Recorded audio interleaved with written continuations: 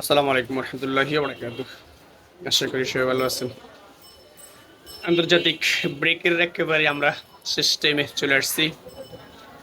দুটি ফ্রেন্ডলি ম্যাচের শেষ এবং দ্বিতীয় ম্যাচে আগামীকাল ভোর 5টা 15 মিনিটে আফ্রিকান দেশ জাম্বিয়ার বিপক্ষে মাঠে নামবে বর্তমান বিশ্ব চ্যাম্পিয়ন আর্জেন্টাইন কিংবদন্তি লিওনেল মেসির নেতৃত্বাধীন প্রিয় টিম আর্জেন্টিনা। প্রিয় দর্শক, অনেক আশা প্রত্যাশার এই ম্যাচ ফিরবে সেই চিরচেনা পারফরমেন্সে।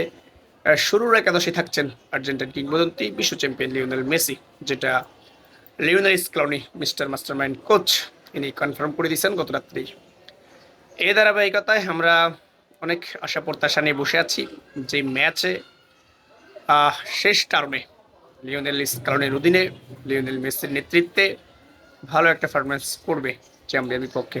সর্বশেষ করলে জাম্বিয়া সর্বশেষ 15 ম্যাচে কোনো ম্যাচ তারা জয়লাভ করতে পারে নাই। তো এই ধারাবাহিকতা আমরা আশা করি যে আগামীকালকে একটা আশাব্যঞ্জক ফলাফল আসবে এবং দারুণ পারফরমেন্স করবে।